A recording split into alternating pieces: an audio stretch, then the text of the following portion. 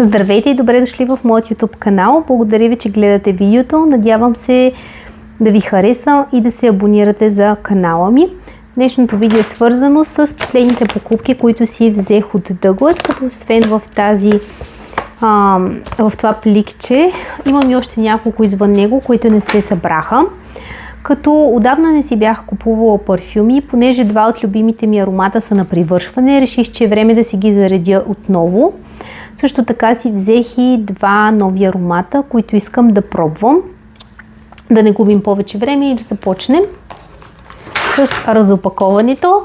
Първият аромат е ето този на Задики Волтер, This is Her. Още от миналата година много му се чудех.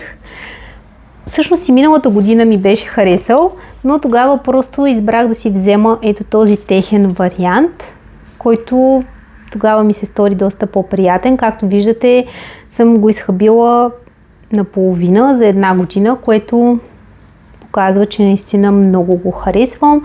Не тръгвам никъде без да си сипя от него в малко шишенце. Наистина много приятен, нежен. И си казах време да си взема и белият, който се чудех още миналата година. Той ето така изглежда в бяла опаковка, т.е. бяло шишенце с бяла кутийка. Като неговата върхна нотка е жасмин, средната нотка е ванилия и кестен, а базовата нотка е сандалово дърво. Следващият парфюм ето този на Philippe Plein Fatal. Аз го имам все още, само че моят е, както виждате, буквално на последни издишки, може би за 2-3 пръскания максимум. Затова реших и да си го взема отново. Много сладко шишенце като шампанско. Самият аромат е доста специфичен. Моят приятел му казва бабешкият парфюм и всеки път като се напръскам с него ми казва бабо. Наистина е особен. В началото може да се каже, че има нотки на ароматите от едно време, но като поседи малко на кожата, придобива доста по-приятен аромат. Лично на мен си ми харесва, така че ще си го взимам. Неговите връхни нотки са касис, бергамот и розов пипер. Средните нотки са тубероза, жасмин и иланг-иланг, а базовите нотки са пачоли, пралина и кехлибарена ванилия. Поне за мен лично, след като се отпусне малко аромата на вас, доста се усеща ванилията. Следващият парфюм е ето този на Douglas Open Your Heart. Преди време бях получила мостричка на този парфюм и той ми беше доста харесал. В момента на промоцията той е намален, мисля, че на 40 лева за 50 мл. Така изглежда, много сладко и приятно шишенце, като неговите връхни нотки са жасмин и ветивер, средната нотка е ветивер, а базовата нотка е пачоли. Лично за мен цена-качество си заслужава. Така, и последният всъщност парфюм. Ето така, той е комплект на Jimmy Choo Rose Passion. Този парфюм е един от любимите ми, много го харесвам. Имам го в момента в 50 мл, като той, както виждате, е наполовина използван. С това и реших да си го взема. Комплекта излизаше доста изгодно като цена, а пък в него самият парфюм е 100 мл. Заедно към него имате лосьонче и мини парфюмче. Според мен доста си заслужаваше, затова реших да си го взема като комплект. Като неговите връхни нотки са кокосова вода и франджипани, средните нотки са орхидея и жасмин, а базовите нотки са ванилия и сандалово дърво. Това са парфюмите, които си взех от Douglas. Сега ще ви покажа подаръчета, които получих. Ето този гребен го получих към парфюма на Douglas.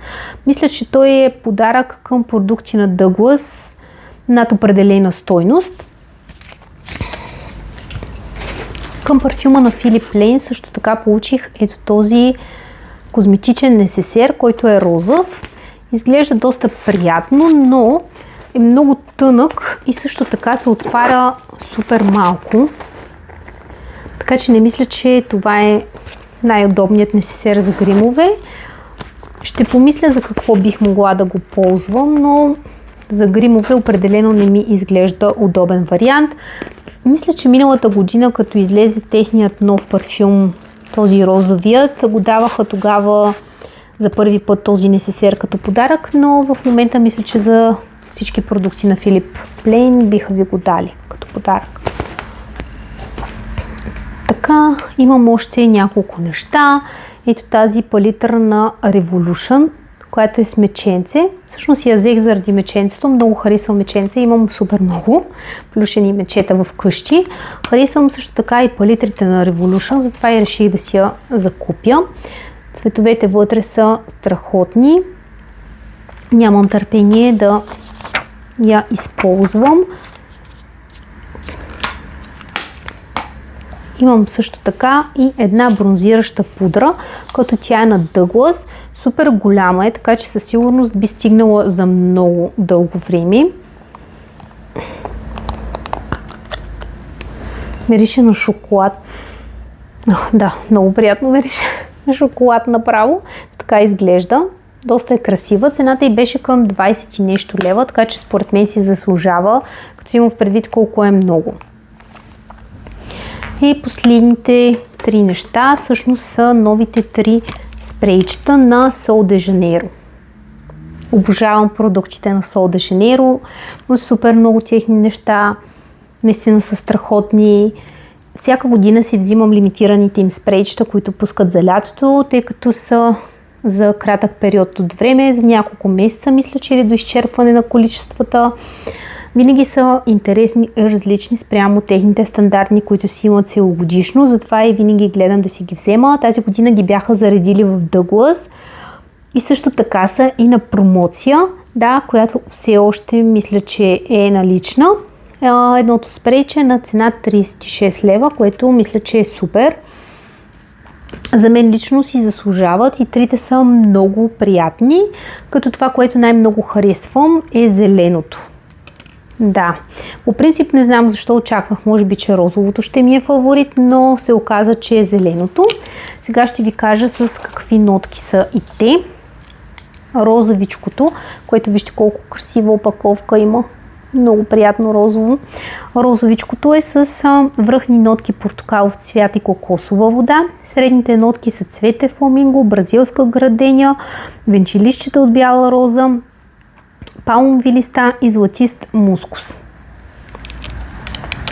Зеленото, което, както ви споменах, е и моят фаворит, е с връхни нотки пурпурна смокиня, акорд на шампанско. Средните нотки са лилия, бял орис, круша, сандалово дърво, капки кехлибар и топла ваниля. Наистина е невероятно. Едно такова супер свежо, като го помиришеш, свежо и чисто. Наистина зеленото е страхотно. И последното е синьото, като то е с връхни нотки вода от нероли, мандарина, бял ананас, средните нотки са божур, листенца жасмин, бял кедър, солен акцент на кожа. Това в началото ми се стори странно. По принцип не харесвам парфюми, в които пише, че има някакъв акцент на кожа, но този не е лош, наистина. Така че ако и вие харесвате продуктите на Sol de Janeiro, според мен си заслужава да пробвате и тези новите 3 лимитирани аромата, които са за лятото. А и в Douglas, както споменах, са на промоция. Ами, това е всъщност всичко, което си взех от Douglas. Надявам се видеото да ви е харесало и до следващия път.